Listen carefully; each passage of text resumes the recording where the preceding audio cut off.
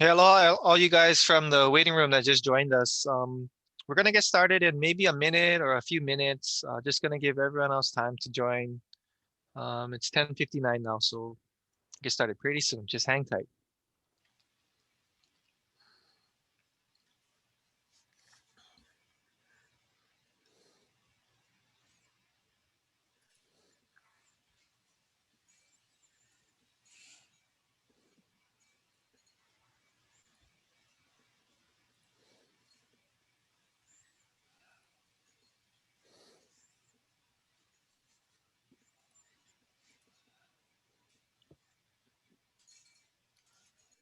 Okay,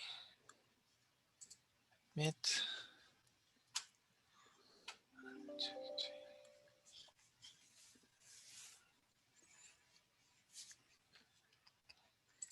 meet.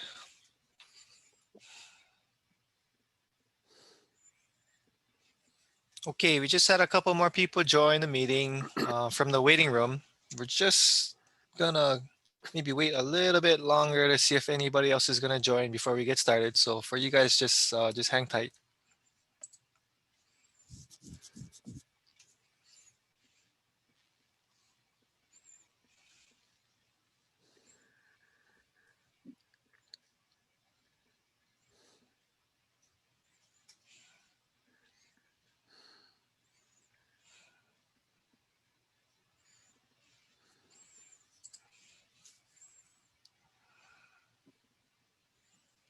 Okay, we had a few more join from the waiting room. Um, we're just waiting maybe a half a minute more to see if anybody else joins before we get started.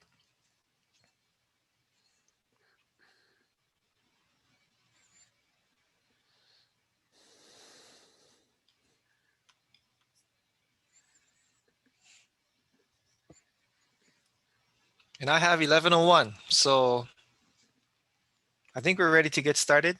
Andrew, would you like to kick us off? Oha kakahiaka everyone. Welcome to the DHHL General Plan Update meeting. This is the second of three meetings that we're conducting in the first round. Before we get started with our formal presentation, I'd just like to ask Ulu Lota from our DHHL Planning Office to give us a quick pule. Mahalo, Andrew. Aloha, everyone. If we can bow our heads in prayer. Our dear, kind, and gracious Heavenly Father, we are so very thankful for this opportunity in working with our Native Hawaiian Land Trust beneficiaries to prepare for the future of the statewide general plan update from 2002 and to go forward for the next 20 years. May thy spirit be felt by all, may thy spoken words be shared, and may thy growth and development be achieved through the sharing of all of these things. We humbly ask that you bless the hands that have touched the documentation and the voices that will speak to share of their concerns and needs. And together, at the end of the day, may we come to be as one to continue to help our Native Hawaiians. And these things we so humbly pray for and thank thee. In Jesus' name, I humbly pray. Amen. Amen. Mahalo Ulu for that pule and for welcoming everyone into this space. My name is Andrew Choi. I'm the Acting Planning Program Manager here at the Department of Hawaiian Homelands. And as you folks may know, the department is developing an update for the 2002 General Plan, which will establish a vision and policies that guide statewide land management and DHHL programs for the next 20 years. As part of the planning framework, the General Plan Update provides a comprehensive policy that ensures coordinated, integrated, and orderly social, physical, and economic development of Hawaiian homelands through the establishment of goals, objectives, and implementing actions. With us today, we have SSFM International, who's helping the department with the update of the general plan. And with that, I'd like to pass it over to Jared Chang, SSFM Principal in Charge. Okay, thanks, Andrew and Ulu. My name is Jared Chang. I'm a planner with SSFM, and I will be facilitating the meeting today. So like Andrew was saying, this is the second of three identical meetings that we're having in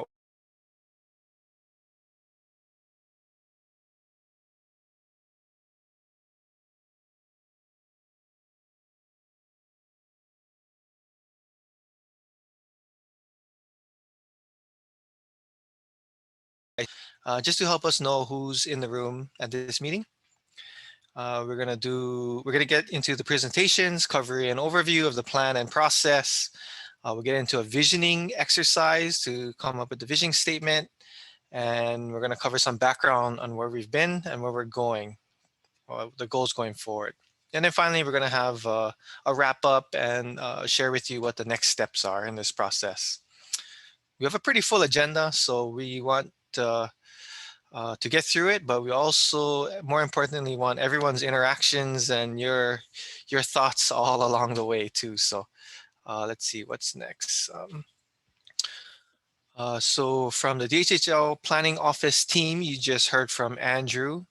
I don't think Julie is on. Oh, Julie Cachola is also on. That's the planning team from DHHL. From SSFM, I'm Jared. We also have Melissa May on. She's our project manager and also senior planner. We have Malachi Krishak and Matt Fernandez, also planners with SSFM. Andrew, do we have any special guests on? Any commissioners? I don't see any commissioners on at this time. Okay, let's move on. Okay, Kuleana for this meeting. This applies to every single one of us. We just want everybody to be respectful for the person that's talking. Please do not interrupt that person and keep yourself muted when not speaking.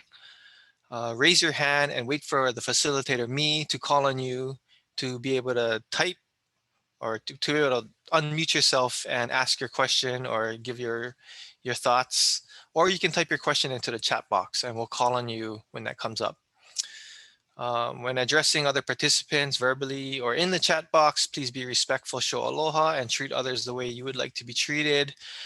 We all have to accept that we sometimes agree to disagree and that others may have different perspectives or opinions. And above all, have an open mind. And what we want to be able to have you do is take home some new ideas or new information that helps keep you informed. Pretty easy stuff. Okay, next slide. So here's a quick description of the goals for this first round of beneficiary meetings.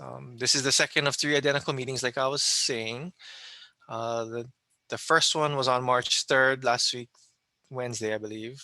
And then the next one is going to be tomorrow at 6:30 to 8:30 p.m. We're covering the same materials in this meeting, but you're still welcome to join. The goals for the first round of these meetings are to introduce the project and project team. We want to gather your input on the vision statement for the general plan, and then finally report on the progress for the current general plan update and discuss the goals going forward. You may have also noticed on the opening slide that we are recording the meeting. This is so that we can use it to broadcast the meeting on each island's public access TV station. And finally, we are also encouraging each one of you to sign up to receive announcements from us. We'll cover how to do this later in the presentation through the virtual open house website and the project website.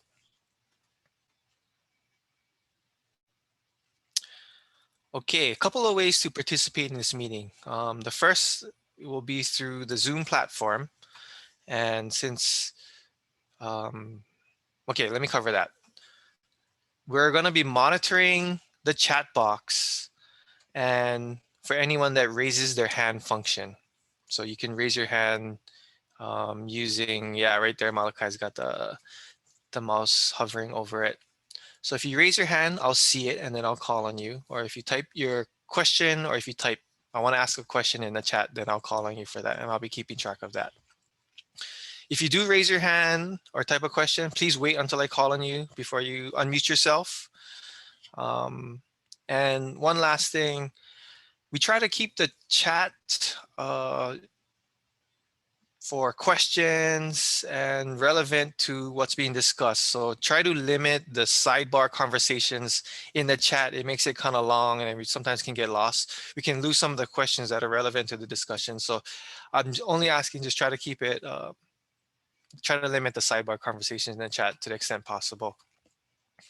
Okay, the next one, how to use MENTIMETER. So We're going to be using Mentimeter in these meetings to collect your input during the meeting, and so that we can also show you the results of those polls.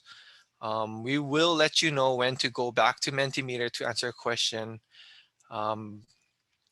But once you sign on to Mentimeter, you can go to menti.com on your smartphone or your browser on your computer, or if you already have the app on your phone, you can put in this code. You just go to that website, you enter that code, and it'll take you directly to our set of questions that we have for this meeting. Now, once you're in there, you can leave it open, and you'll just be able to advance to the next question as we go through. So right now, what I'm going to ask for everyone to do on the line is to either pull out your phone or open your internet browser on your computer, go to menti.com and enter the code on the screen, 48428107. It's on the screen in red. I'm going to repeat that. 48428107.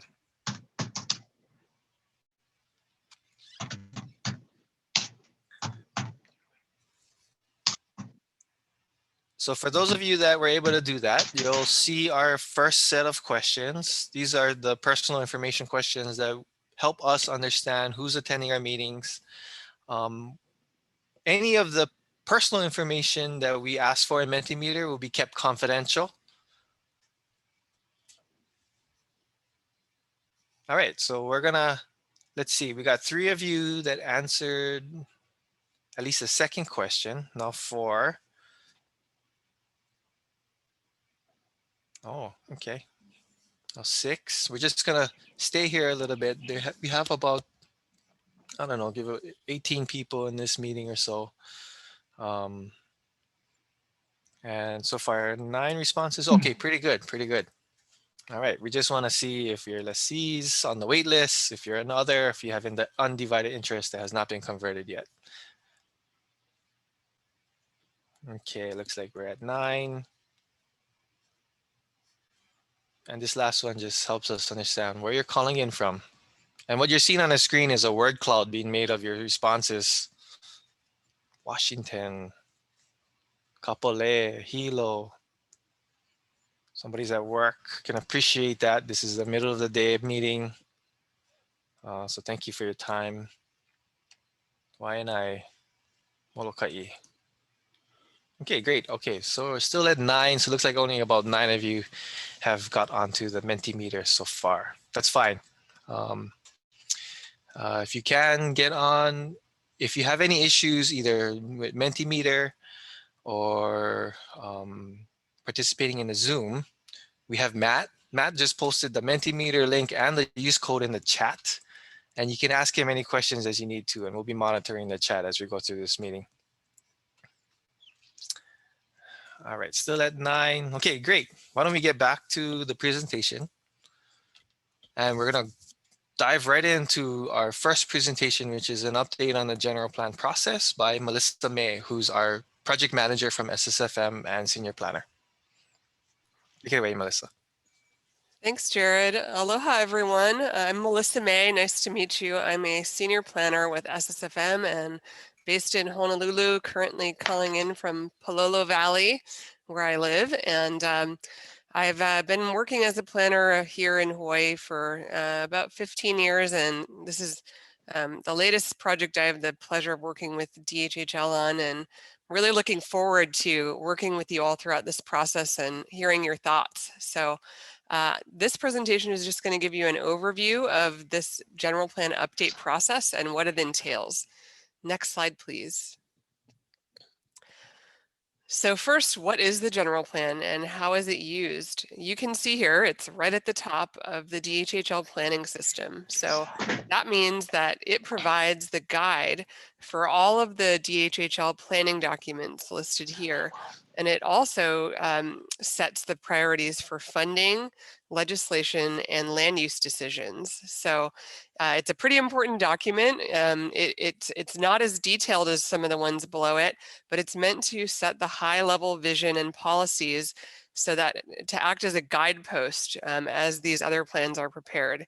And then we're also working on an evaluation program so that we have a way of determining when we've achieved what we're trying to achieve in the general plan. So that's an important part of it. And it's really great that all of you are here today to weigh in on this process, because as you can see, it influences everything. Next slide, please. So the first general plan that DHHL did was back in 2002, and this was the first comprehensive planning effort undertaken by the department. And you can see here there's 7 main policy areas that it addresses. And if you take a look at it, it's actually linked on our project website. It's only 6 pages long, and it's very high level, but it sets kind of a general direction. And based on the interviews we've done so far, it hasn't been widely used in planning and implementation. So we've been trying to figure out how it's used and how we can make it more useful going forward. So that's one of our goals. Next slide, please. So our task with this project is to set the vision and policies to guide the Hawaiian Homelands Trust and all DHHL's programs, policies, and plans over the next 20 years. And part of that means we have to meet the minimum requirements that are established in the state Hawaii Administrative Rules 10-4-55, and I'll go through those in a moment. But our aim is to create an innovative and pragmatic plan that will be used by the staff, the commissioners, beneficiaries, and decision makers. Basically a document that gets everyone on the same page about where the department is going over the next 20 years so that everyone can advocate and work together effectively. And then number 4 is to identify the measures of success so that we can assess progress toward the vision and goals. Next slide, please. Okay, so these are those Hawaii administrative rules I mentioned, and these were actually just adopted in 2018. So they didn't exist the last time the general plan was created. And you can see that there's 8. The first 2 address land use designations. So they require that for the first time, DHHL establish a uniform system of land use designations to be used by all the island plans. Then we also need to look at the relationship between those land use designations and how the land is, the land disposition, or how it's granted to people. The next 4 are criteria. So we need to articulate the criteria that to decide, what lands are suitable for homesteading, what lands are not required for homesteading within the planning period, which is 20 years. We also need to look at criteria for when you use lands for revenue generation, such as leases, commercial leases, and establish criteria to identify lands for community use and policies on how the community could manage such lands for community building. Number 7 addresses infrastructure. So having standards for infrastructure and community facilities, and or developing a program plan or methodology to develop those standards. And then finally, we need to identify indicators to measure progress and evaluate effectiveness toward meeting the general plan goals. Next slide. So there's 3 main tasks in this update process, and we're in the middle of the first one right now, policy issues and objectives. So what we've been doing is researching what's happened over the last 20 years. We've been looking at, each of the 2002 general plan goals and saying, what progress has been made, or where have been areas where progress hasn't been made. We've also been looking at new and emerging issues, so things that have come up since 2002 that we should be addressing in the update. For such climate change is one example. And as part of that, we've done background research, we've done interviews with past and current staff, and as well as past chair people. And we've also developed a report card of sorts. So you're going to hear more about that today, to evaluate how the department has been doing since the 2002 general plan. Right now, part of what we're doing with you here today is talking about a vision statement for the plan. And then we're also currently working on white papers. So how to address some of the Hawaii Administrative Rules criteria and the key policy issues for the plan. The second task is stakeholder engagement. So that's underway as well. And we're aiming to keep in communication with all the beneficiaries and stakeholders as we develop the plan. So you'll see there's a website. We have a fact sheet for the project on there. There's an online open house up that we'll show you a little bit later. We're doing 2 rounds of 6 virtual beneficiary engagement meetings that are open to beneficiaries statewide. And this is the second of the first round of 6. We're doing online open houses to go along with those. That allows people to join in and provide input on their own time, and if they are not available for meetings. We have an investigative committee, which is basically a group of current DHHL staff and a couple of the commissioners. They're helping us make sure that we're reaching beneficiaries, including them in the process, and just kind of helping us frame the plan along the way in an advisory capacity. And then we're going to be doing Hawaiian Homes Commission presentations along the way as well. So the way we're going to get to a final plan is, initially we will do a plan outline. Later on, and potentially by the end of this year, we're hoping to get to a beneficiary review draft for your review and comment, and then a final plan, which will go to the Hawaiian Homes Commission. And the goal with this document is we're hoping it will be user-friendly, again, visually appealing, and we want it to really articulate a shared vision and policies for the trust. Next slide. Here's a bird's eye view of the schedule. So it's about a 2-year schedule. You can see we've been at it for about 6 months already, doing the research and interviews. And we're now initiating our first round of statewide beneficiary consultation. So we're going to take the input we get from you folks and the online open house and work on updates to the vision and work toward a public or a beneficiary review draft near the end of this year. And that's when we'll be coming out for our second round of beneficiary consultation. And then hopefully we can incorporate everyone's comments and come out with a final plan by the middle of next year. Next slide, please. So I just want to stress that your participation is really critical to develop a plan to make sure that it meets the needs and reflects the values of beneficiaries today and going forward. And, we've built in a few ways for you to do that. These virtual statewide meetings are one important way, and the online open houses are another. One of my team members, I'm hoping, will drop that online open house link in the chat, and I hope you take time to explore it because it's very interactive, a lot of opportunity to look at materials and provide comments. And then, of course, you'll be able to see and comment on the public review draft in later this year. Submit testimony at commission meetings, and you can always stay up to date by visiting the project website.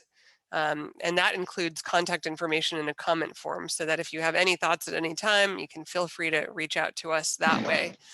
Next slide, please. And again, this is just one last plug for the online open house, which our team just dropped in the chat. And some of the presentations that you're hearing today are available on this website with voiceovers so that you can hear them narrated. There's also documents in addition to what we're going to be talking about today, and just interactive tools for you to use to share your thoughts. So you're welcome to explore and provide your input. Even if you even if you participate today, you can always go back and add more to the open house. One note that it's easier if you register on the online open house. There's a little button in the top right corner of the page. That will prevent you having to enter your name and email address every time you put a comment. There's a lot to comment on, and so it'll just save you some time if you set up a free account when you initially visit the site. Okay, I think that's my last slide. So next slide, please. Yep. Okay. So thanks so much. And I look forward to hearing from you through today and throughout the process. Thanks. Hey, great. Thanks, Melissa. I don't see any hands raised in the chat or any questions that have come in the chat either. So we're going to keep this moving, and I'm going to cover the next part of the presentation, which is a discussion on vision. So I see. Actually, wait. I see. One question: any reason stakeholder interviews happen before a beneficiary consultation, especially since we are discussing Hawaiian homelands?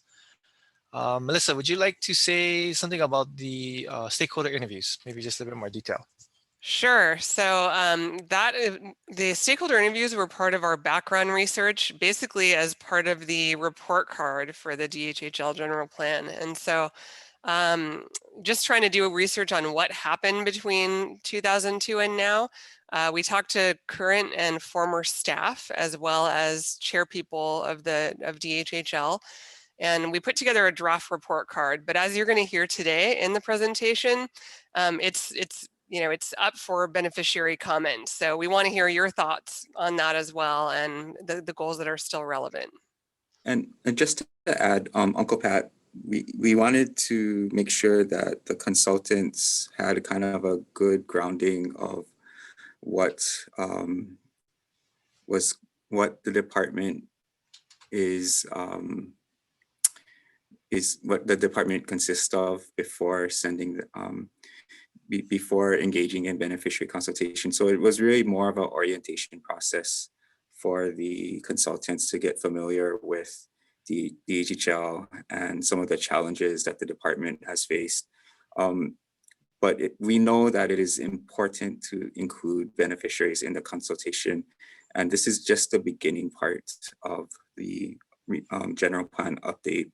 So we won't be done with it, or we hope we won't be done with it till June of 2022. So we're really at the beginning part of the consultation process. And the initial months was just to make sure that we provided enough information to the consultants to give them a starting point to work off of. And this series of meetings, as well as a series of meetings upcoming in April, is really going to be integral to the formation of the general plan. Okay, thanks, Andrew. And Blossom, I see you have your hand up. So go ahead, unmute yourself and ask your question. Hi, good morning, Jared. Thank you once again for making this available to us. I just wanted to make a comment, and it's been a sore spot for a lot of us beneficiaries who have worked real diligently to address beneficiary concerns, is that when you use a term stakeholder and you don't include beneficiary leaders in that stakeholder conversation, it kind of puts us on a different tier or a different level when it comes to this kind of stuff. So just as a general reminder, when you talk about stakeholders, the department and the commission are not the only stakeholders in this pot. Yeah. Right.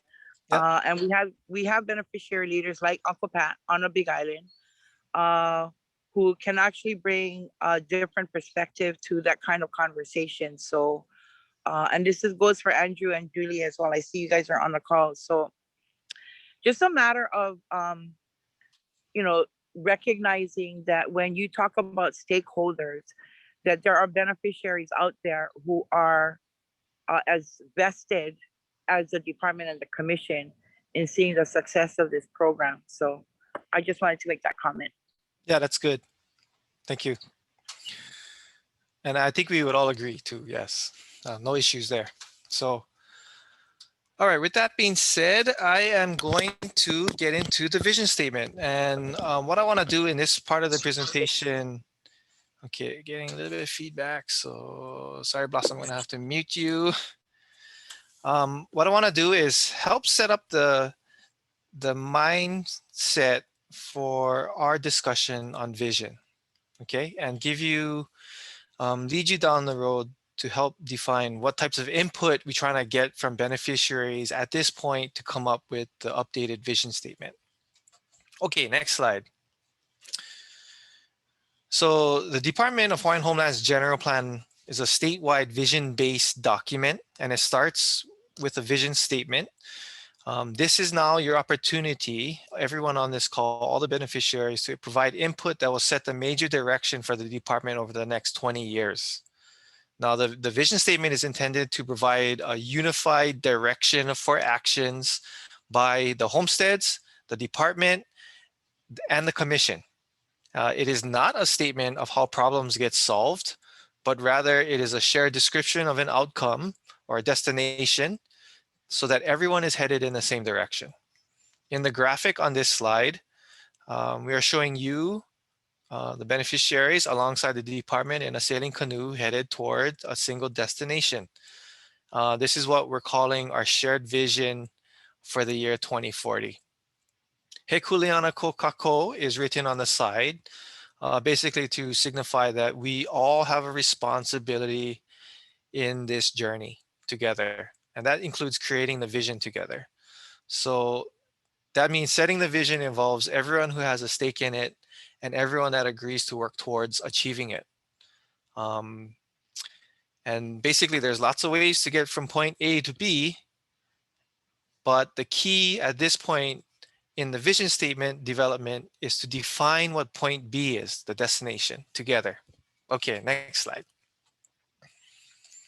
So as we start to think about vision together, here are two questions that you can use to help guide your thinking. The first is basically to imagine to yourself what success would look like in 20 years from now. Or if we were in the year 2040, what is the vision of the department that we would have liked to achieve at that time? The second is to ask yourself, what do we need to get us there? What values or principles would we need to follow that would help us to achieve the vision that we are trying to accomplish by 2040? Okay, so just keep those questions in mind as we go forward. Okay, next one. The first general plan completed in 2002, it established a mission statement for the department, but not a vision statement. So I'm going to read the mission statement, which is on this slide. It reads, our mission is to manage the Hawaiian Homelands Trust effectively and to develop and deliver lands to Native Hawaiians.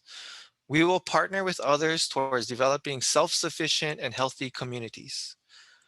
And so that's the department's mission statement, and it is basically a summary of what the department must do and how to do it. Now, the 2002 general plan did not include a vision statement. So now this is our opportunity together to come up with one and to define it for the future. But I wanted to point out that the difference between the mission statement and the vision statement is that the vision statement is a description of the future destination, where we want to be in 2040. And in its description, what we are defining is basically what success looks like. Okay, kind of beating that horse, but trying to set the mindset as we get into our first big discussion part of the meeting. Okay, next one. Next slide, please. So here are a few examples of vision statements taken from some recent regional plans completed. The top one is the Molokai Regional Plan Vision Statement. So the Molokai Regional Plan Vision Statement captures the desired end state for the beneficiaries on Molokai. It describes the beneficiary's vision of a successful homestead community and provides a unified destination for the homestead, the department, and the Hawaiian Homes Commissions for actions on Molokai. The principles or values used to develop the vision statement included 1, unification under a foundation of Hawaiian values and cultural traditions. 2, thriving on the land means having access to water. 3, maintaining sense of aloha and ohana on the island. And 4, kuleana for the aina is passed down from our learnings from kupuna. So those were their principles they used to create their vision. The next one below. So the Keala Kehe La'i Opua vision statement, it reflects what the community sees for their future on their homestead in the decades to come. And their vision statement was based on guiding principles that included Hawaiian community, sense of aloha, strength of its people, self-sufficiency, pride in the place, and need for more homes. So you can see a little bit of a difference there in how they use those elements to come up with their vision statement. So just giving you guys more examples to feed the fire for when we have our discussion. Okay, next slide. Here is another way to look at where the vision statement fits in with the general plan. This one we're referring to as the theory of change. So when you start from the left, if The department fulfills its mission to manage the Hawaiian Homelands Trust effectively and to develop and deliver lands to Native Hawaiians, aimed towards developing self-sufficient and healthy communities. Then beneficiaries will be empowered to achieve a shared vision guided by the right principles and values. And together, the outcome would lead to success in achieving what was envisioned. So the destination or the shared vision. And it's that part of it that we need to craft in this process to come up with a vision statement for the year 2040. Yes. Okay, that's enough setup. Now we're gonna go back into Mentimeter, and you can actually go forward in the questions, but the series of questions for this part of the presentation is preceded by a slide that says vision on it. So following the vision slide, we have a number of questions that we want you guys to ask in light of what I just presented for the vision statement part. So we're going to take some time. Looks like we got 12 responses already. We have give or take 25 people here. So I want to encourage anybody that hasn't yet signed up, or well, I guess visited the menti.com site and put in a code that Matt has in the chat. It's 4842-8107 to participate in the Menti polling. Okay, so I think you guys can see my screen or this screen. In 20 years, beneficiaries will be still waiting or dead, occupying their homes, able to obtain mercantile permit license without issue, freed from high property taxes and water costs to county government, hopefully in a home on Hawaiian homelands, able to share machinery for farming, etc. towards self-sustainability, less than 50% cocoa included, self-sustainable in terms of food, will be Oahu, Hilo, Hawaii, empowered. I'm just reading off some of the ones that I can see. It's a good input there. Let's see. Okay. Why don't we got 14 now? Thriving on their lands as Prince Kuhio intended. That's great. Why don't we look at the next question? Okay, 2 responses so far.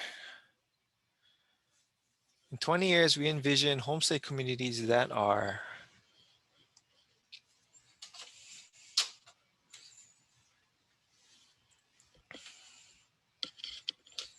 going to give you guys some time to put in your responses. And then right after we get through these next, well, I guess the next 2 Menti questions, we're going to enter into our first big discussion part of the meeting where if you have a question, you have some thoughts, you can either raise your hand or type something into the chat, and then I'll facilitate this part of the meeting and call on people to let you unmute yourselves, ask your question, or I'll read the question off of the chat.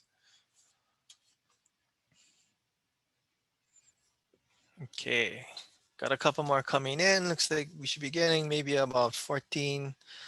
And somebody on my team can correct me if I'm wrong, but you guys can also, if you go past these questions, you can go back and submit new answers or change your answer.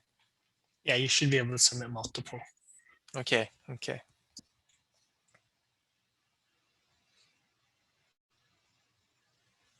Okay, in 20 years, we envision homestead communities that are eco-friendly, self-sustainable, sharing and helping each other succeed. All Hawaiians on the list for the last 40 years have their kuleana homesteads, and Hawaiians that have recently been put on the list have a good chance of getting their land before they die. Strongholds of Hawaiian governance, helping each other and taking care of each other. These are great. Okay, only 5 responses so far. That's okay. Why don't we take a look at the next question and see if we got some feedback there. In 20 years, the relationship between DHHL and beneficiaries will be friendly. Yeah, I think so. That would be good. Supportive. Got it. Suppose that's a two-way street.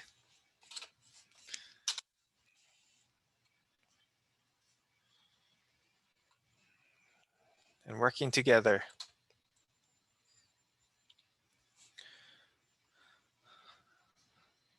Collaborative, open, and support both sides. That's great. Let's see. Looks like we're taking a little bit of time to get all the responses into the Menti, but that's okay. Why don't we let those fill up on your own time and get into the discussion period for the meeting, for this part of the meeting. Malachi, why don't you get back to our slide? And we have one more question. So at this time, does anybody have any thoughts they want to share with us, either in the chat or if you raise your hand, I'll call on you. Does anybody have any questions so far?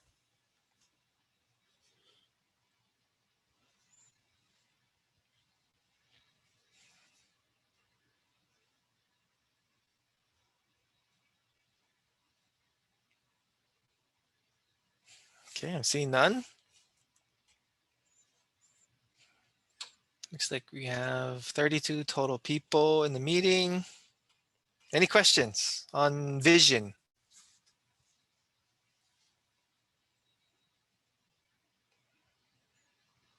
If anyone is having problems finding that raise your hand function in Zoom, that's okay too. So just try to get my attention somehow, maybe turn on your video. Cora, maybe you had a question? I see you turn your video on.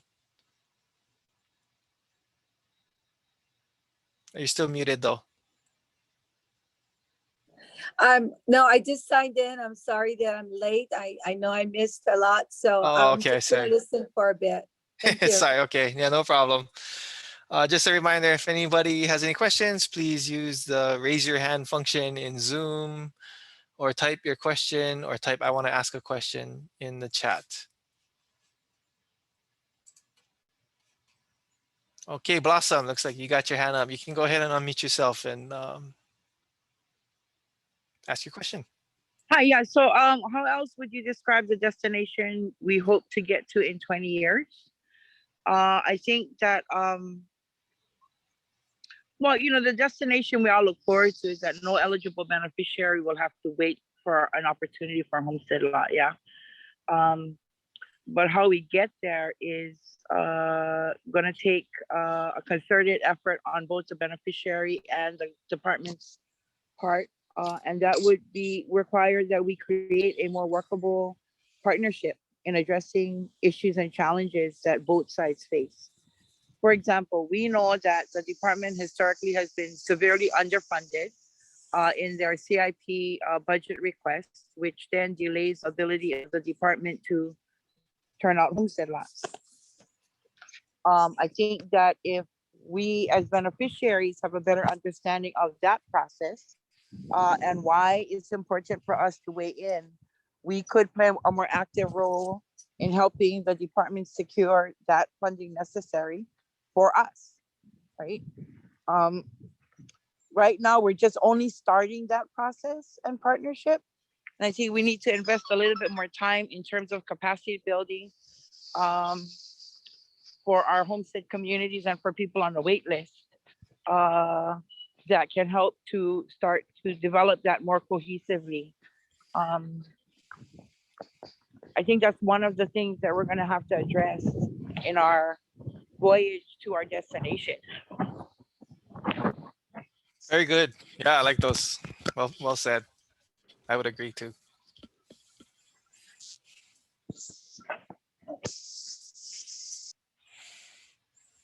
Anyone else? Any other? Okay, I got another hand up. Cora, go ahead and unmute yourself. Aloha and Blossom, right on. You know, I wanted to just share that at the casino hearing, similar to this, they had a mapping that was, the application was higher list, less land. And so the designation would be, how do we increase the land that would match our people on the wait list? So that is kind of like contradicting in some sense. So I wanted to bring that forward. Also, I would hope that this water, the designation is not just land, but is also the water system. Is how do we obtain our water rights in a location where these homes are, or these lands will be designated? That was two. My third thing would be, we continue to make administrative rules, and we're not enforcing the one that we got. We got more rules than anything. And somehow we as beneficiaries need to collaborate with DHHL so that we, that we can somehow work together. I know that working with waitlisters, trust's been broken. How do we start mending the relationships on broken promises? So that would be an area that I understand that we're looking at 20 years, but we need to look at what's the barriers now. But anyway, that's my manao. Thank you. Thank you. Very good.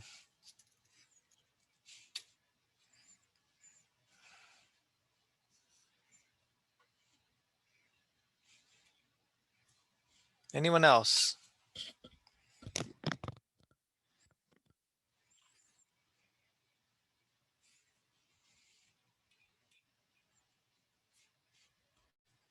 Okay, going once. We can move on with the meeting. Okay, I got one. Uncle Pat. Go ahead and unmute yourself.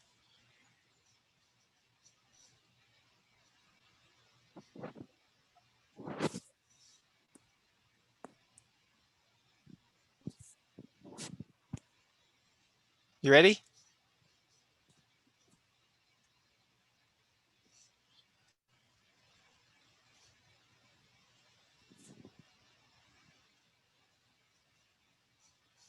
Patrick?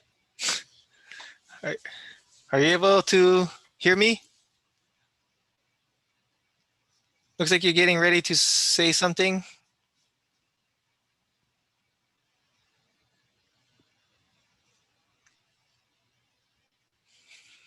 Maybe not. He just put in the chat that he can't get sound. Oh. So.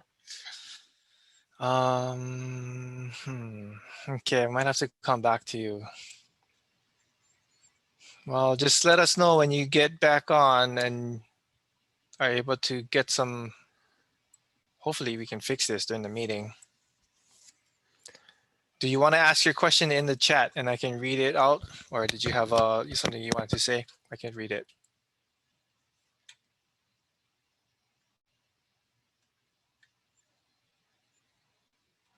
Okay, otherwise, why don't we move on? We can come back to this if something comes up.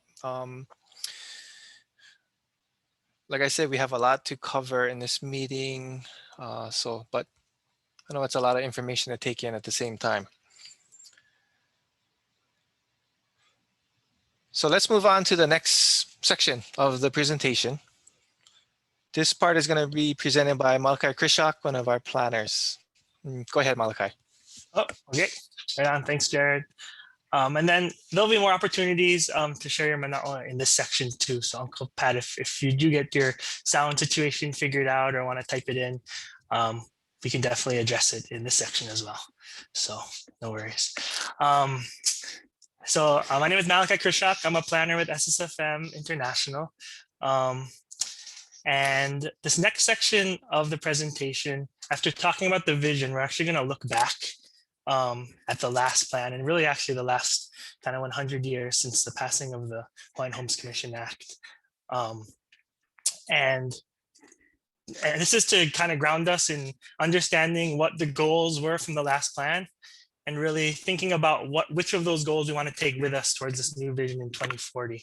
So there'll be opportunities to provide your thoughts on that towards the end of this little presentation I'm giving here. Just as part of the background research that Melissa and Andrew mentioned that our consultant team did, we looked back kind of throughout the last 100 years, and a lot has happened since the passage of the Hawaiian Homes Commission Act in 1921. A lot has occurred that has shaped the department and policies used to implement the trust and deliver lands to Native Hawaiians. So on the online open house, we actually created an interactive timeline which you can explore and click through. It looks like this on the website, and it includes some of these watershed events that are included here too. So it includes, the first homesteads, the first of various different kinds of awards that the department has utilized or tried out. Also, the adoption of the planning system and things like that. We also include some milestones in terms of significant periods of activism in the Native Hawaiian community, which has shaped the department and shaped the commission and the way things are decided and in the department. And we also include significant lawsuits, acts, legislation, which affect really important things like funding, access to lands. So we really encourage you to check that out on the virtual open house when you have a chance. What we also did, as Melissa mentioned and Andrew mentioned, is along with the department, we developed this evaluation for the 2002 general plan. And really it was to evaluate the department's performance related to the 2002 general plan goals. And we did this to understand where the department has really put their efforts since the last plan, and try to understand what's been effective in that time period. And to do this, we looked at the department's annual reports, the various plans and policies which have been developed since the general plan. We mentioned the interviews with former staff and chairs to help us understand what was going on at the time and what's happened since. We shared this with the investigative committee that was mentioned and to gather some of their feedback. And we also looked at other available sources. And the report card is meant to provide a snapshot of the current status of implementation of those goals from the last plan. And we came up with, I guess, this kind of simple evaluations grading system using checks, which if you go to the open house, you'll be able to see. And so the check minus indicates that few, if any, resources are allocated towards meeting that goal by the department. If you see a check, that indicates that programs and policies were implemented related to that goal, but may not have met the objective of it or the and then a check plus would mean that the department feels that programs and policies are implemented, and the department feels that they have met or exceeded that goal by some measure. So we went through this a little bit before, but the 2002 general plan was the first comprehensive plan by the Department of Hawaiian Homelands. So all the prior plans for the statewide plans, the last one before 2002 was 1976. And those plans focus primarily on land use oriented policies. So when we say comprehensive plan, really the general plan looked at a wider range of the areas where the department functions and set goals and objectives under those categories. So those categories included in the last plan were land use planning, residential uses, agriculture and pastoral uses, water resources, land and resource management, economic development, and community building. So we went under each of those goals for the evaluation to evaluate kind of the performance related to that. So really, while the objective of today's meeting is to, like I said, take a look at the previous goals and think about which of those goals still resonate with you as a beneficiary, and which of those goals we want to take with us towards this 2040 vision. We don't really have the amount of time to run through the whole evaluation that we did, but we do really encourage you to review it, and it's available on the online open house with more detailed information. And we really do encourage you to take a look. It includes the goal objective, the full text of the goal. It includes findings from our research and our interviews, etc., related to that. And then we also include that check, the check grade. And now we understand that some of you might not agree with the grades and the check, and even maybe some of the information included. So we wanted to give everyone an opportunity to provide their input and tell us what you think. So in the open house, you do have the opportunity to, on the actual PDFs, you can click on sections, and there's these icons in the upper left over here, which you'll see, and you can click and provide your thoughts and your feedback on the assessment. And that includes whether or not you agree. You can share in a comment what you agree with, what you don't agree with, and you can share your detailed thoughts on that. Also, which relates to kind of this next conversation that we're going to have, you can provide your thoughts on which of the goals from the last plan are most important to you to bring forward with us in this update. Which of those goals do you feel are still really relevant? And then also, there's a more open-ended opportunity to provide your thoughts on if any goals from the 2002 General Plan, if anything was not included in the 2002 General Plan goals, which you would like to see included in this update process. So there's really a lot of ways to provide your input. And then you can always reach out to us or the planning department too, if you have questions. So this next section, we're going to jump back into Mentimeter. If you can open it up again, and we want to look at the goals from the last plan. We'll run through them, provide a little bit more information on what they were. And then we would like to hear from you which of those goals are still relevant in this section. And then after that, we'll talk about if anything's missing. But I'm going to pull up Mentimeter right here, and we'll run through those goals. And as I run through them, if you have it open, you can answer the questions. It's a sliding scale. So when we have each goal, you'll see a scale, and you can kind of take your finger if you're on your phone, or click on the dot and move it on the scale of if you feel it's not so important to very important. And we'll see from that which goals are important to everyone moving forward. And we can discuss in more detail. So let's get going. So as you saw, the first topic area where goals were produced in the last general plan is land use. And these goals include figuring out kind of the most appropriate uses of land use, the appropriate land uses relevant to relative to the needs and desires of you, the beneficiary population. Also, another goal incorporated balancing of growth in urban and rural growth centers. So you can think about kind of the biggest growth area since the last plan in 2002 is in Kapolei on Oahu, and that's a contiguous growth center. It aligns with kind of the statewide and island-wide growth patterns. Do you have a question, Amantikar? Oh, sorry. Sounds like looks like you're muted. Okay, it sounds like you want some of our input, but my question is, statistically, you want us to give input as statewide plan, but I don't even have enough information. One of my information, when you say something about land use, is how many land is there? What is the inventory statewide right now? What is it that is being used? What is the inventory balance?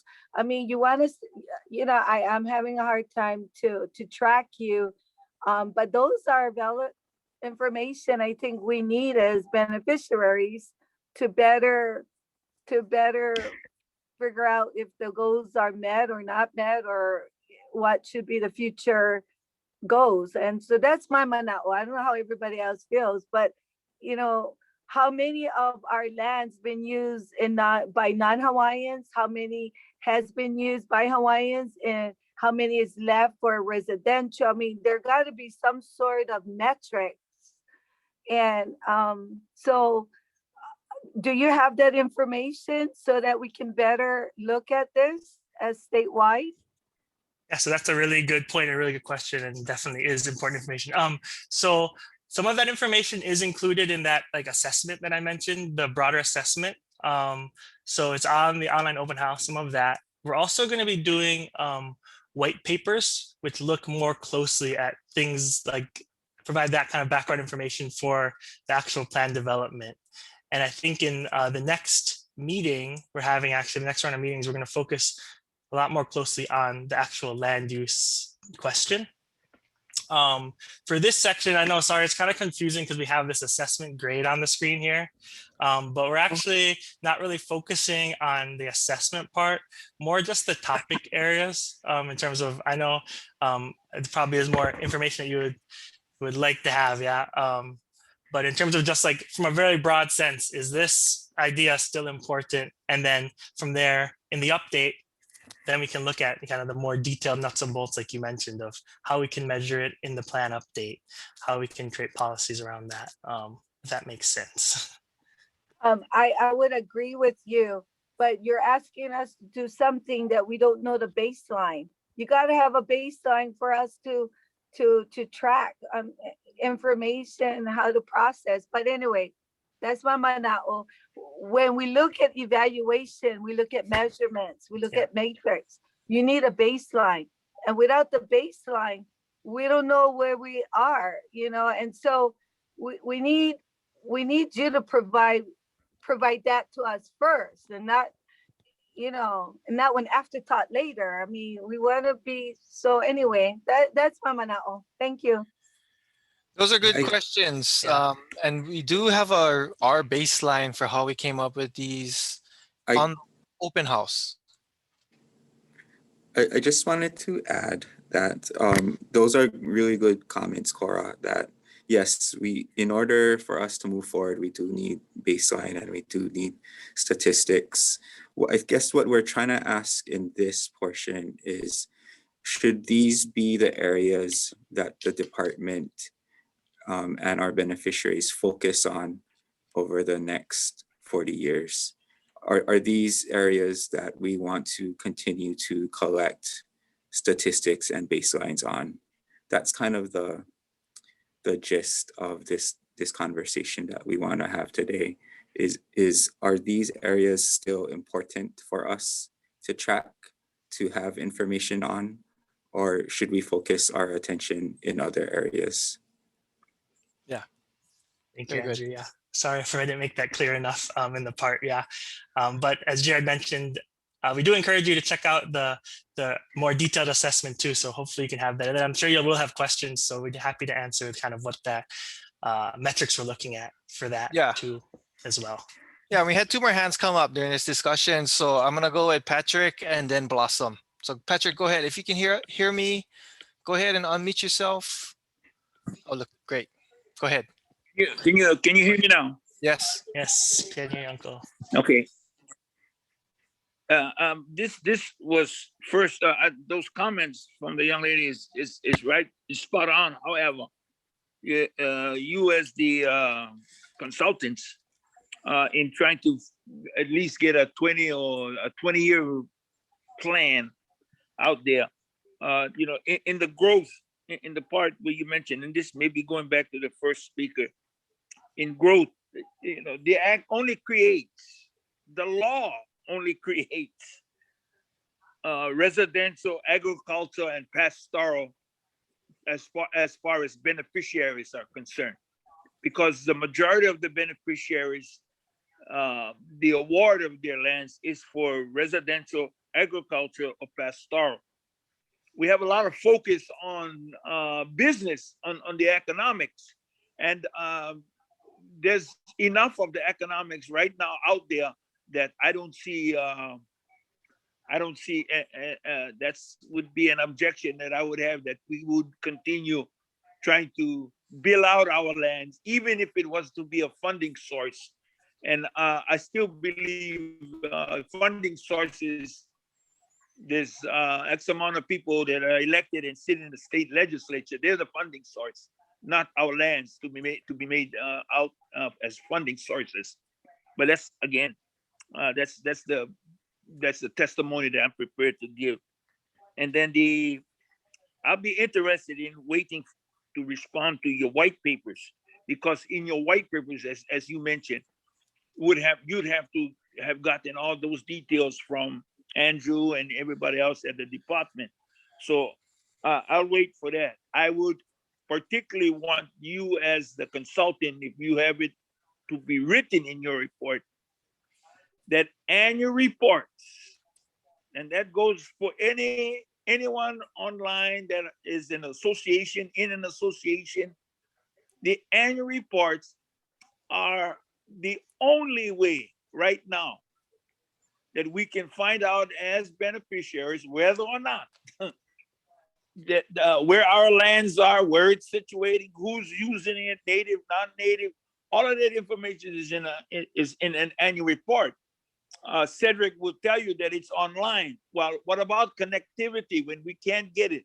What is so hard from a consultant's perspective? I want that included in the report for the vision moving forward, that an annual report, hard copy, be made and sent to every homestead office on every island.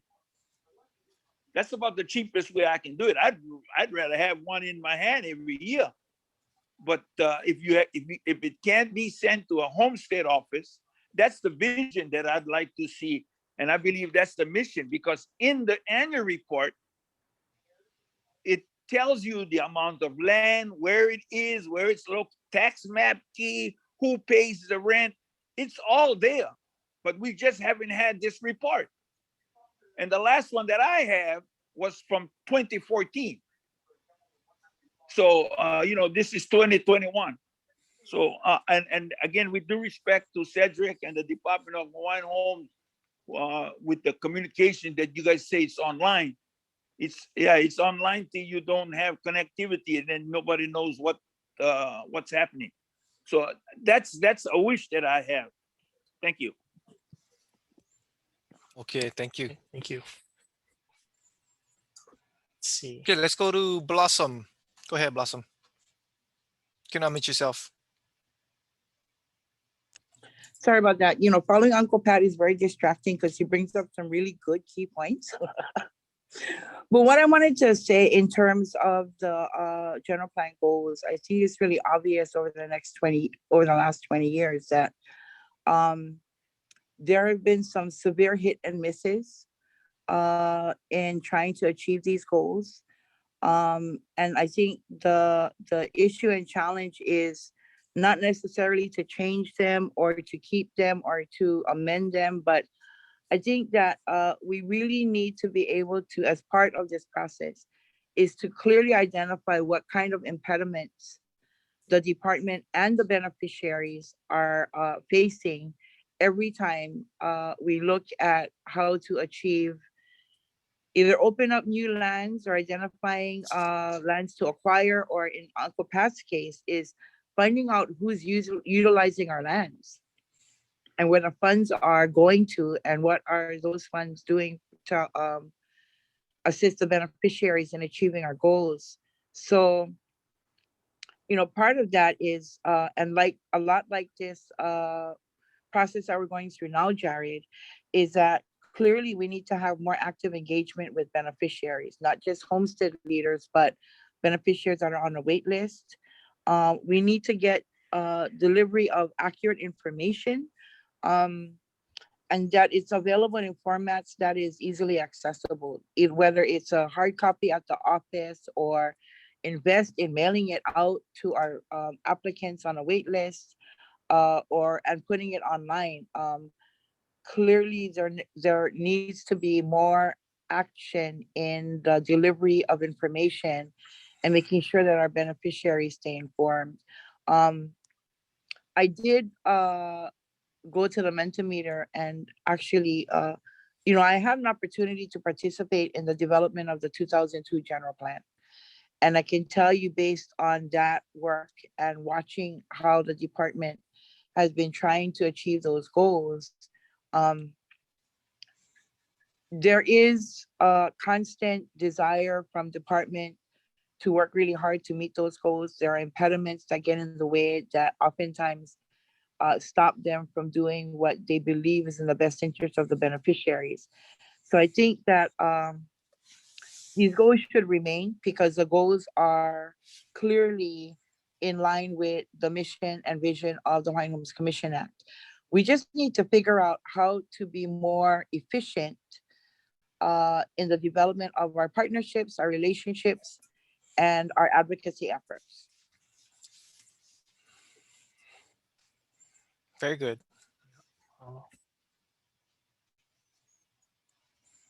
Okay, no other hands raised. We got some stuff in the chat. We do need statistics with inventory for all beneficiaries. I agree. I agreed.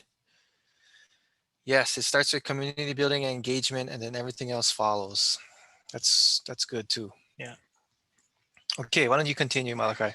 Okay, great. Yeah, so like I mentioned, so this is the first one, and we're gonna run through all of the goal areas, and then keeping in mind, yeah, which ones from a high level are important to bring with us towards this new vision, and then some of the nuts and bolts can be worked out as we prioritize and understand which ones are important.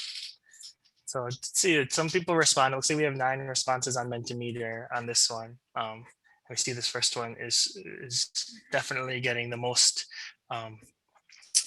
emphasis here in terms of importance, utilizing Hawaiian homelands for uses most appropriate to meet the needs and desires of the beneficiary population. And then this growth one, it might be one that we can talk about a little bit more in terms of, seems like there's varying levels of agreement on that one.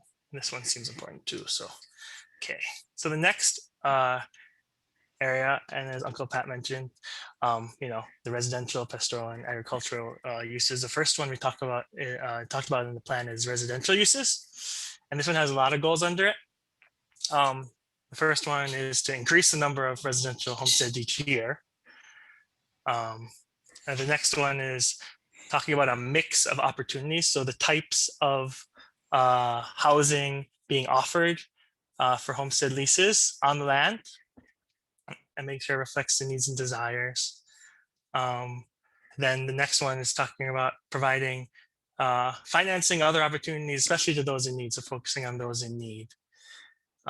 Developing integrated residential communities, again, with reflective of diverse socioeconomic profiles of the Native Hawaiian community. And then ensuring homestead neighborhoods are maintained as healthy and attractive.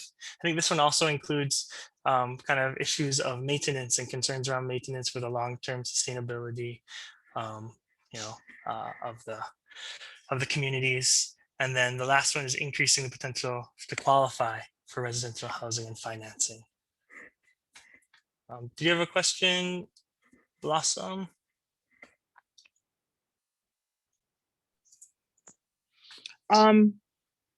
No. Okay, I saw the hand was up. I saw the hand was up. Sorry. Yeah, you had your hand up still yet from the last question. Oh, okay. Oh, I can learn. No. I mean, you know, there's all of this stuff is like I said before, it's really, really important that we continue to address that need. Yeah, it's you got 28,000 people on the wait list, and personal experience says is that if we're not well equipped to be able to meet that requirement for a residential or a mortgage for that matter, or any kind of costs that we're going to incur, whether it's on ag or pastoral or residential, we will not succeed. And so I think clearly increasing the potential for beneficiaries to qualify for financing is a big one, but I think that needs to be expanded to include agriculture and pastoral uses as well.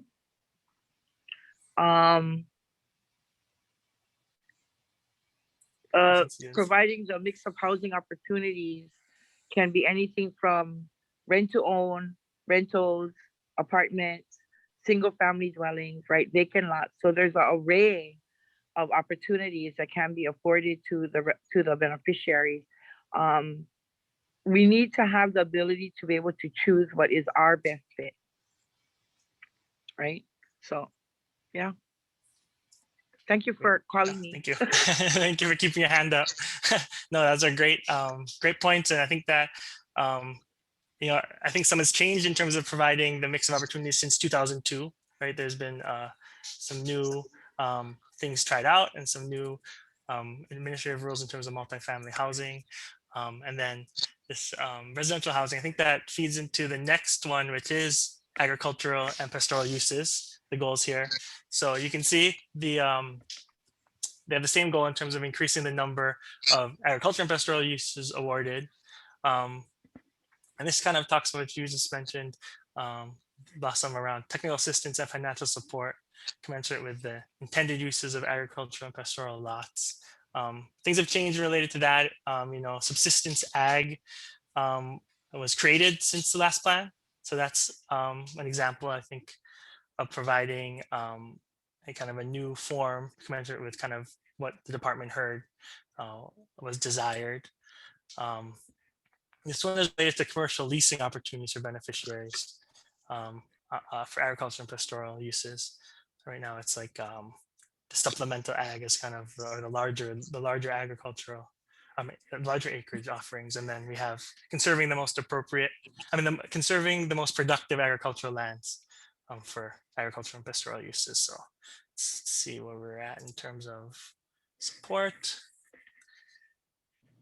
We see again, this is, you know, increasing the number is relates to the wait list, so that's an important one. To commercial, looks like commercial leasing opportunities. There's a lot of support for that one. Is important. Okay. Any questions, comments? Yeah, Malachi, I do actually. I just wanted to remind everybody that the last agricultural and pastoral awards, well, the last agricultural awards was done in 1985-86. Okay, so that's 30 years now. People have been waiting. And our agricultural lot wait list is higher than the residential wait list. So I think that clearly the focus with the department has been on residential homesteads, not necessarily because it's easier to do, but because they have been so inundated with pressure from the legislature to address the residential or the affordable housing crisis in the state of Hawaii, that DHHL has become that sore point, right? They have the ability to do it, and therefore they should be doing it. I just want to make it clear with everybody that's on the call that DHHL is not the Affordable Housing Agency for Hawaiians. They are a trust agency that is mandated by the law to provide various types of homestead opportunities so that we can become self-sufficient and self-governing. That is the mission of the Hawaiian Homes Commission Act. And so when we look at these kinds of numbers, this is where the partnerships between beneficiaries and DHHL come into play. We need to be able to support the department in these efforts so that all waitlist requests are being supported properly, and not just focusing a large part of the work and the funding sources on these residential developments. You can build a house on ag lots and pastoral lots, okay? So we really need to take those things into consideration when we're talking with the department in terms of laying out the next 20 years, right, of activity. So. Great. Yeah, mahalo for sharing. Yeah, so just lost my train of thought. I was going to say to that, but I think, yeah, that is an important thing to bring up in terms of how we can, you know, talk about this as beneficiaries in the department moving forward in this process. So I see a question from Kama here. Is there funding for grants of agriculture and pastoral lands with DHHL? And if so, are we partnered with other organizations? So I think some of this information is in that assessment that we mentioned on the online open house. There is a partnership with the UH Extension Program on agricultural lands in terms of technical assistance. I don't know if anyone from the department wants to speak more to this, but and also what you said, Auntie Blossom, around about the growing wait list. We also have those numbers, I think, in that assessment report. So if you're interested in seeing kind of the differences in pastoral and agricultural wait lists versus residential, you can find that in the assessment scorecard too. And you see USDA has great programs to assist. Okay. So the next subject, next topic area from the 2002 general plan with goals is water resources. So providing quality access, access to quality water, ensuring availability of water on Hawaiian homelands. And then the last one is aggressively exercising and protecting Hawaiian homeland water rights. And I think this is exemplified through the passage of the DHHL's water policy plan, which I think was in 2014, which was kind of a major step in terms of these goals here. So you can see this one is pretty much everyone agrees that keeping these moving forward and emphasis on water is really important. And we heard that on some of the comments earlier. Okay. So the next one is land and resource management. There's only one goal under this, which is to be responsible long-term stewards to the trust lands. And this is also natural, historic, and community resources located on trust lands. So right now the department doesn't have a lot of staff allocated towards this mission or this goal, but it is something that's included in the last general plan. Did you have a comment, Auntie Blossom? Well, of course I did. You know, in the past 20 years, I think more and more the issue of proper resource management has become very prevalent for our trust lands. We have significant areas of forestry, old forests. We have people that have identified very rare and threatened species of flora and fauna that exist nowhere else in the world. So I think that clearly we need to work a little bit more on this particular area in laying out additional goals for that particular activity. Yeah, the one goal was great, but since the department was not able to do anything to meet that goal, I think we need to emphasize a little bit more time and effort on fleshing that part out a little bit more. Great. Thank you for sharing that, Manala. And then we'll have time to talk about new goals too at the end. So maybe we can have that conversation after I jam through these last few slides too, when we talk about any goals that are missing or anything that needs to be elaborated on in the plan. Okay. So the next goal topic was economic development. And Uncle Pat talked about this. Uncle Patrick talked about this a little bit in terms of use of trust lands. So one of the goals in the plan was actually to generate significant revenue to provide greater financial support to fulfill the trust mission. And the other one was related to the beneficiary communities, providing economic opportunities within areas of for their land for the community use. Let's see. So you see a little bit more distribution here in terms of the first one in generating income, kind of unsure, somewhat important, very important. We see a little bit more importance placed on economic opportunities for the beneficiary communities, economic development. Okay, and the last one, we'll go to the last one and then we'll move into open questions and more discussion. But before we go into that, healthy communities, empowering homestead associations to manage their communities, and then establishing self-sufficient and healthy communities on trust lands, which is a little bit broader of an issue. So let's see, I'm going to guess these ones are pretty important, of course, yes. So, so just to run, that was just a kind of an overview, just to give you an idea of what was included in the plan, and we can have more of a discussion if anything's missing now. So we can, with that, I'm just gonna switch this out, and then I'm gonna pass it off to Jared to facilitate this discussion. But we're gonna talk about from that, what you just saw from the 2002 goals, if any goals were not included that you'd like to see included in this plan update. Okay, we got one hand up. Blossom, go ahead. Okay, so I have 3 areas, right? So of course, the land and resource management area. Jared, can you kind of remind me what a goal is versus an objective? What a goal is? Why don't we take a look at the actual goals? Is that possible, Malachi? Yeah, I can pull up the actual last plan if you give me a minute, so you can see how it's laid out, because there are goals and objectives in it, and we just looked at the goals. So hold on one second. And I might need help with this if I get it wrong, but the goal is sort of the destination you're trying to obtain, and the objectives are how you're going to get there. Does that make sense for all the planners on this call? Sorry, Jared, I didn't hear what you just said because I went to grab my copy of the plan. Oh, but no. generally, objectives are measurable things, and goals are more high level. So usually goals are over objectives, and objectives are the things that you can measure. So Thank you. yeah.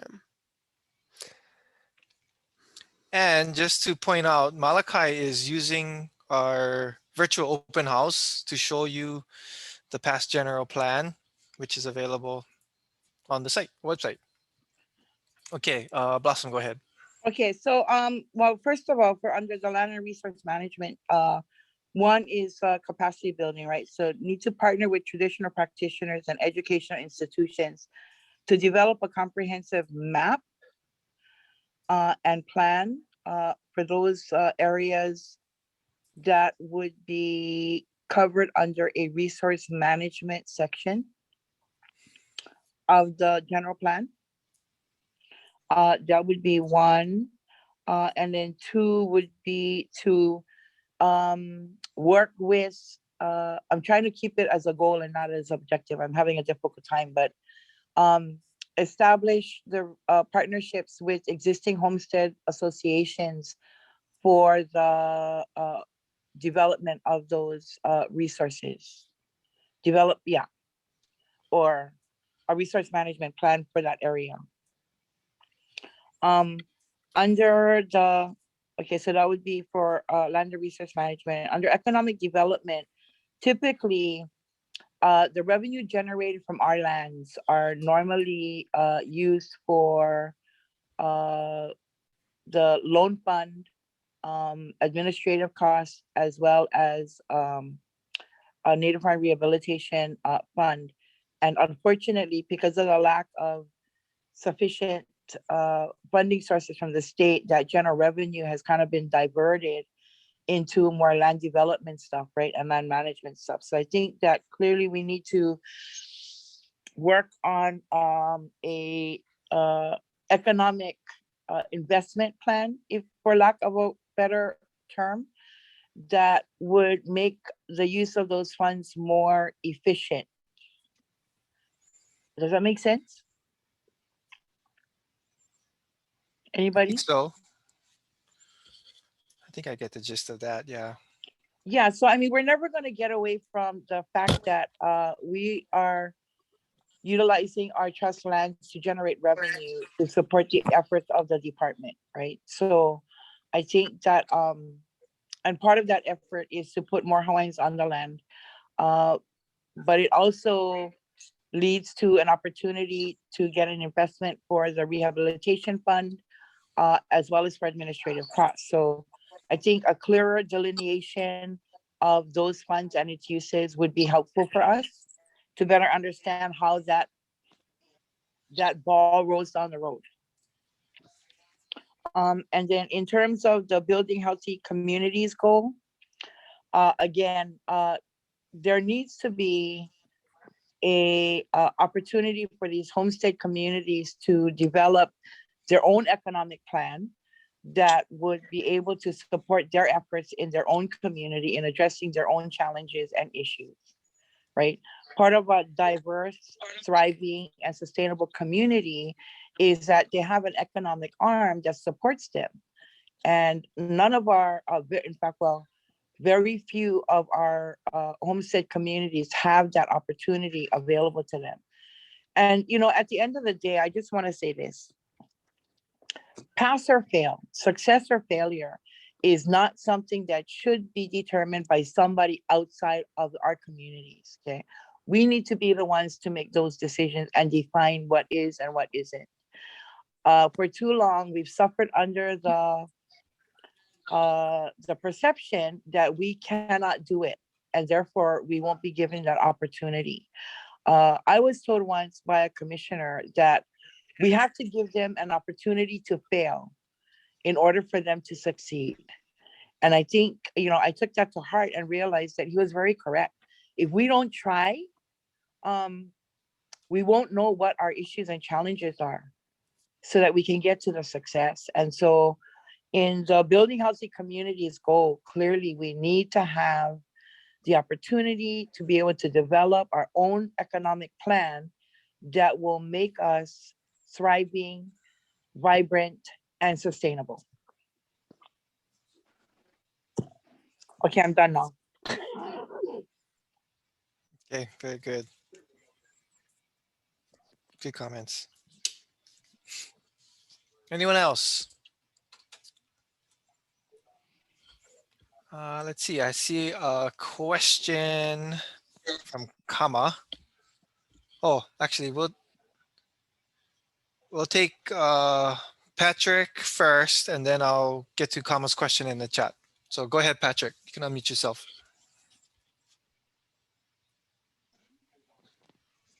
Hello. I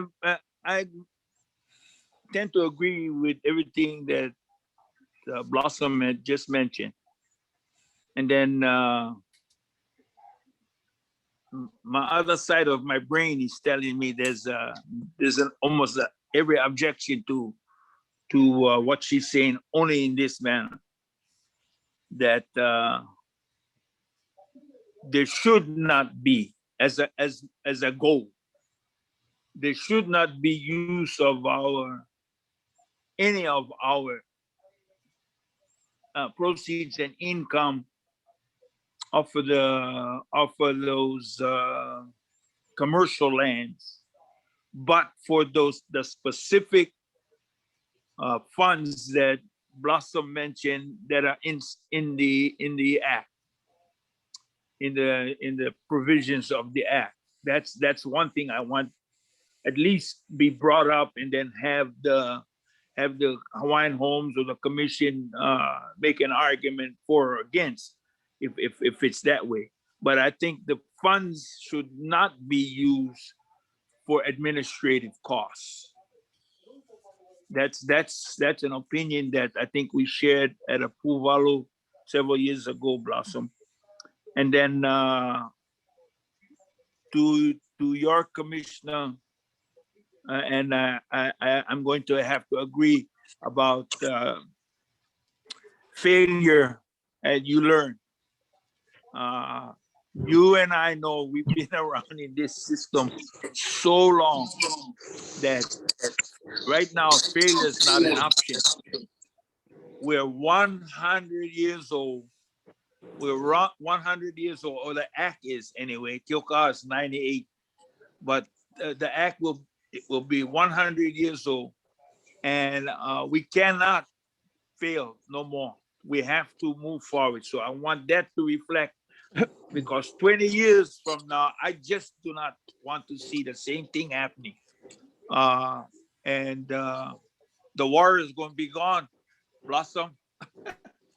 So all of these things need to get corrected now. And if it's in this vision and mission statement or this plan that they want to put out there, then I'm prepared to make sure that Kuhil's legacy continues.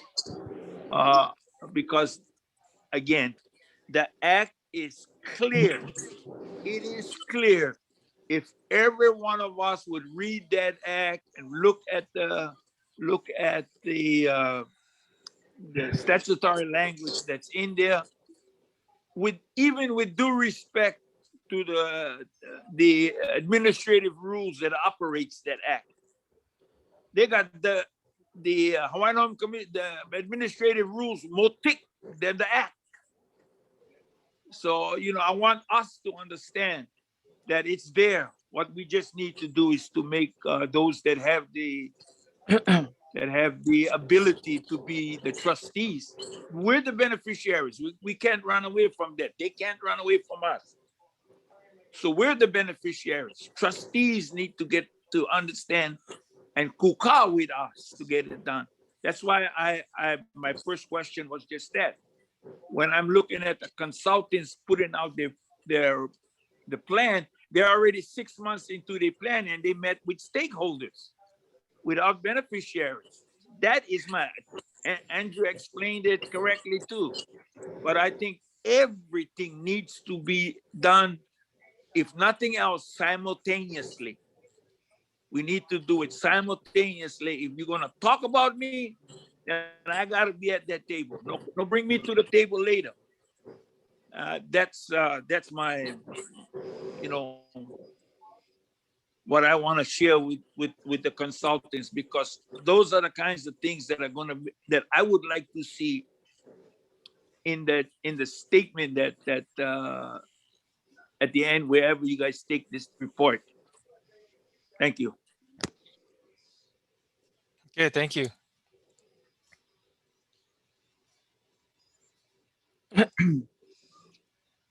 All right. We had a question in the chat. Do you folks work in partnership with OHA since they receive funding? Is that a question either Andrew or Julie want to respond to? So yes, the department does work in partnership with OHA as much as possible. Recently, OHA made a specific grant available for homestead communities, specifically for homestead communities. So that's one example of the department working in partnership with OHA. Other ways that DHHL works with OHA is partnering on different initiatives like advocacy and other legal matters that not just affect DHHL, but the larger Hawaiian community. So there are definite ways that the department does partner with OHA. And I think if I'm reading into your question a little bit more, is that you probably want to see more partnership in the future between the two agencies. So I think that that's a good goal that we can add to the plan, is more collaboration between DHHL and other Hawaiian serving organizations. Okay, thank you, Andrew. And we had one comment from Paula Kekahuna. More support and success towards active farm lessees. 1986 was the last agricultural land awards. Good comment there. Okay, for anyone else on the line that's saw Malachi's presentation, the question we're trying to answer here, are there any additional goals that the general plan should be including going forward? Any other comments out there?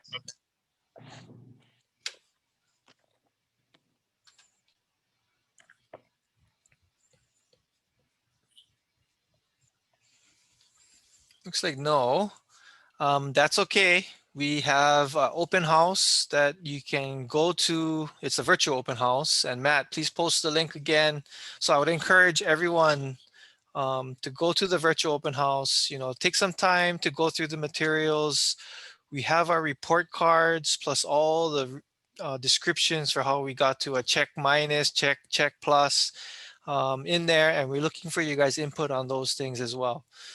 So there are more information on the open house than we can cover in this 2-hour time slot. So please go there and leave us your input at the open house so we can document it.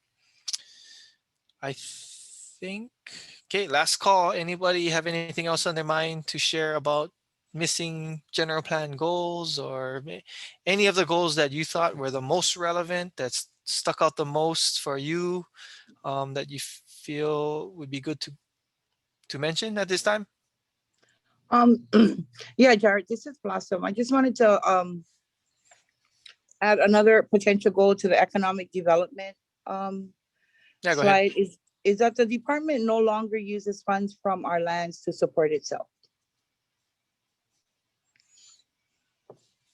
You know, right now the administrative rule provides for up to 91% to go to the loan fund and another 9% that can go to administration. But the commission still retains the authority to determine where those monies actually go, right? And so we've seen our general revenue funds from our lands being used for development and for administrative costs. I don't have a problem with the development though. The constitutional mandate requires the state of Hawaii to provide sufficient sums for administrative and administration and operations, and they have not done that ever in the history of this law. And so I think there needs to be a important goal for us as beneficiaries as well as the department. We just really need to be more aggressive in pursuing that that part of it. Okay. Very similar to what the comment Patrick made then. Yeah, kind of. That's because of the comment Patrick made. Okay. Okay. Well, we got it down. Last call. We got about 20 minutes left. So why don't we get through the last part of the discussion from our presentation, and then we still might have a little bit of time if there's any comments that come up over this last part. So are we ready to move into the next part of the discussion?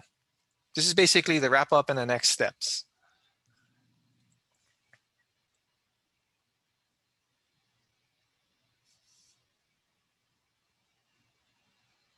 Who's doing this part? Am I doing this part? I'll do it. Okay, wrap up and next steps. Let's see. I think we can go to the next slide. All right, so like we were saying in the beginning, this is round one, part one, and we have 3 meetings in March that we're giving. The last meeting of the round one is occurring tomorrow. It's basically this very same meeting. Round one, part two will occur in April, and we'll do the same thing. We're gonna have 3 meetings. Basically, it's the same meeting to give as much people an opportunity to get the information. They're gonna be on April 1st, April 5th, and April 7th. 2 nighttime and 1 middle of the day, just in case, you know, people cannot attend at night, but can at around a lunchtime. So the goals at the next round of meetings in April, we're going to report back to you what we heard in this first round. We're going to present a draft vision statement that we will be putting together based on all of the input that we've got to date so far at these meetings, through our virtual open house, through our stakeholder meetings. So everything that we heard so far on the discussion of vision will have the challenge of putting that into crafting actually a vision statement and what went into it essentially. And at the next meeting, we want to gather your input on land use designations, desired uses of Hawaiian homelands, and how DHHL lands can benefit beneficiaries. So that'll be the general topic of discussion for part 2 of round 1, connecting beneficiaries with land. Anything to add there, Melissa? Did I miss anything? Sounds good. No. Okay, great. Okay, how about the next slide? Just another quick plug. You know, we can't stress how important it is for us to get your input. And one of the best ways for you to inform yourself about what we're doing and what we've done so far in the last 6 months is to go to our online open house. There's the website address there. All the presentations that we did today, we did record ourselves doing it. So it's available on the open house as a PowerPoint. You click on a slide, the voiceover starts. You go to the next slide, the voiceover starts for that one. So you can always go back and see our presentations that we gave today. We do have a bunch of interactive PDFs and polling on the site. So you open up a PDF, there's a button that allows you to leave your comments at a specific location in the PDF or in general. And then there are a bunch of online comment forms online on the open house too. We do want to encourage everyone that goes to our virtual open house to register yourself so you don't have to do it every single time you leave a comment. And I would stress that any information we get from you for the registration will be kept confidential, won't be shared anywhere else. I think that covers that. Okay, how about the next slide? Looking at our points of contact, so Andrew Choi, the planning program manager, his contact information is there. And we also have the contact information for Melissa May, who's our project manager at SSFM. There's her phone number and email. You're encouraged to reach out to them anytime through email or phone if you have a question, or you can actually go to our open house or the project website and leave comments or questions there, and it'll always come back to these two people. So many different ways to reach out to us: virtual open house, project website, directly contact them, but it'll always get back to DHHL's team and our team to make sure that we get it. I think that was the last slide. This is our last slide. It's just a Mahalo slide, and we have about 15 minutes left in this time. I do want to open it up for any additional discussion. Did anything else come up? Any questions? I don't see any questions in the chat. I see Blossom has her hand up. Go ahead, Blossom. Sorry, Jason. Where I'm is? sorry, Jared. One of the things that I noticed for your next round of meetings is you're going to be talking a lot about land use, which is typical in the general plan. But I think that one of the things that I wanted to mention is, you know, the Hawaiian Homes Commission and Department of Hawaiian Homelands has additional opportunities to serve the interests of the beneficiaries. That's not necessarily tied to a land use document. For example, the Undivided Interest Awards Program or the Kuhio Awards, where it's more like a legacy process where those that are kupuna on a wait list have an opportunity to be able to secure a lease that they can then pass on to the next generation, right? In the past, since January of this year, we've lost 2 kupuna who are revered elders in our community who are on the wait list. And none of their children or grandchildren qualifies as successors because they're less than 50%. Right. So part of this emphasis on returning and reinvigorating the conversation for the Undivided Interest Awards is that had this program been available to the applicants again, these kupuna would have been able to secure a lease and then be able to transfer it to their children or their grandchildren. So as it is right now, the opportunity has been lost to their families, right? Mm. Yeah, So, you know, it's an example of how the department and the commission can be able to help address the long wait that our families, our beneficiaries are going through. But most importantly, it gives the kupuna on the wait list an opportunity to reestablish their right to having a legacy for the next generation. Right. So if there's somewhere you can kind of like add that into the next round of meetings, that would be great.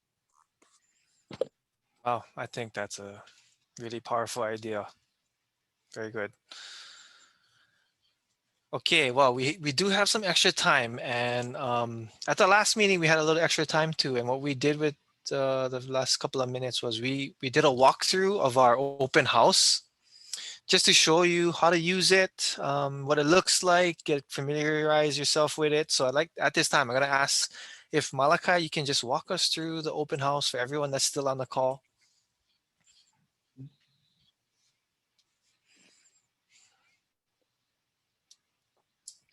Here we go.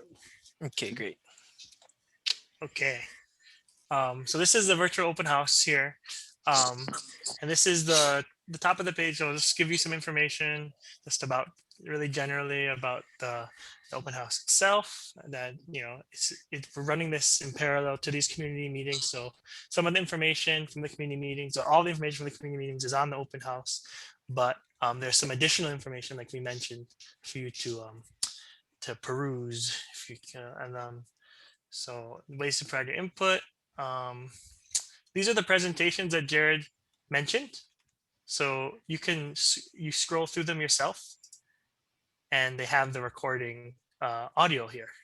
So you can hear the presentations if you want to hear our voices again. And the open house follows the general format of the presentation you guys just heard. Here's the interactive timeline that I shared. It's pretty cool in that you can navigate through it. It has maps embedded in it, pictures. You can jump to an actual year and see what was going on at that time. So it has some kind of the important milestones in there. So there's an overview, another presentation. So here's where we have the 2002 general plan if you want to review it. It's not super long, so I would encourage you to view it. It's 6 pages, and it has the goals that we went over, but also, as someone mentioned, the objectives, which in some cases are a little bit more, not all of them have measurable objectives in it, but they are a little more detailed. So you can kind of see what a little more closely. Like, I think one of the questions we just had actually was about if there was measurable or a measure the department had for residential leases. And actually in the plan, they did have an objective related to that. They said 500 per year. So you can see that unfortunately fell short of that on a kind of annual average basis, but some years they went over. And this is a general plan evaluation. So if you click on it, this is the report card, and it's broken down by the by the plan topics like we went through. And I'll just use this one to show you how you can provide your input. So you can see it has more detailed findings, the goals, the grade. If there's a specific thing you want to comment on, you can actually just click on that section and you can add a comment directly there. So you can type in your comment. And if you're registered, you can just type your comment in and you'll already be able to submit it. For each of these ones, you can click on which goals you view as more important. You can click on all of them or not and leave more detailed comments on your feedback. You can also say which ones are, if you are relevant, similar. You can let us know if anything's missing, as we just talked about, if you want to write it down, or you want to add if you think of something later. And then we have that one, do you agree with the assessment? You can kind of view if you agree with their assessment report card, and then you can break down in a longer form why or why not. And then, so you can run through that. That might take some time, but hopefully there's good information for you and sparks questions. And then going back, so vision, which we went through, we asked the same questions we asked in the presentation about the vision. And you can click on this and you can leave your comments, and then will leave a little sticky note. So you can see Commissioner Neves left a note on this one. But your comment will be saved, and then all that information will be collected along with the notes from this. You have a question, Antibasum? Actually, before we get to that though, Kama had a question in the chat, so I'm going to cover that right now. Okay. He says, not sure if you folks had mentioned it, but what are your yearly goals in regards to funding to get beneficiaries in homes? Also, what is DHHL's goals in regards to reaching total beneficiary yearly getting into homes? Okay, and Melissa helped me out, so she gave me a possible response. I will say that now.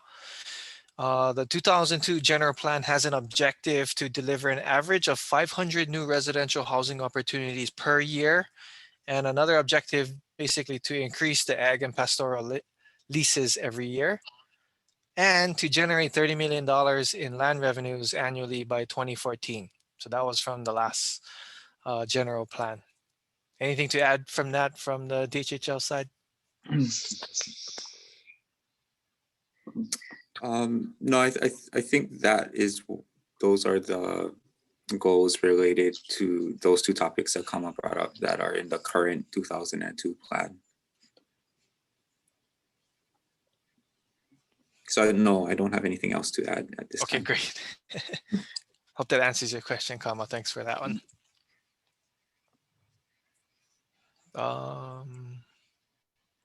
Okay, Blossom, you had one more thought? Oh, did I click the hand thing again? Oh yeah. Okay. Oh, shit. That's okay. No, I think that you know, the goal of $30 million a year was to replace the $30 million settlement from Act 14, which would have expired in 2014. What nobody took into consideration is the increase in cost of construction over the course of time. And so that number has literally doubled per year. But I think that, and you know, and I'll give kudos to the department on this one, especially because between planning, land management, homestead services, and land development, they've really been able to pull together and work very cohesively in developing the plan moving forward for homestead development. And you know, the latest lawsuit from the Nelson v. Hawaii lawsuit clearly outlined that the state is obligated, you have to provide sufficient sums for A&O. Now, not that the legislature is doing it, they're not, but they're getting there. And I think, again, you know, one of the, and I don't know if it's a goal or an objective anymore, but I know that advocacy work by beneficiaries is going to be very crucial in helping us get to where we need to go in our destination, right? You know, the budget part is really, really important. And we don't want to be able to set goals that are going to be unattainable in any way or form. We need to just identify those impediments and the challenges that are going to come with these goals and see how we can work together to move that needle forward. Okay. We have one more question from Kama come up real quick. Why is the general plan done? Why is the general plan goal done 20 years and not 10 years to make sure we are meeting our goals? So, Kama, there was a slide that Melissa presented. It showed the hierarchy of all the plans that DHHL has in their system, the general plan being the one that is at the top that essentially trickles down into every single plan. So that's essentially a 20-year plan time frame. Then you get down to your island plans, which are also 20 years. But below the island plans, you have your regional plans and your development plans, which are on shorter time frames that would essentially be identifying the shorter term goals for addressing your vision in your general plan. Hope that answers it. But if you can go back to, yeah, go ahead, Andrew. I was just going to say, I think I appreciate Kama's comment. I do think that if we want to be successful in achieving our goals over the next 20 years, that more frequent check-ins and evaluations of our goals and how we're doing to meeting those goals is a good strategy to see where we are in terms of keeping on track. So I guess to answer your question, Kama, like the plan document itself is kind of the foundation. So like we want to make sure that that's firm and kind of stays together. But I think we need to check in more regularly on our progress to meeting those goals over time, so that we can make sure that one, if we're not meeting it, what are the reasons why we're not meeting it, and figure out solutions to address those shortcomings. So yeah, that's a good comment. Thank you. Very good. And Julie had something. Oh, go ahead, Julie. There you go. Hello, everyone. I just want to emphasize how important this effort is. It's like we only get this crack every 20 years.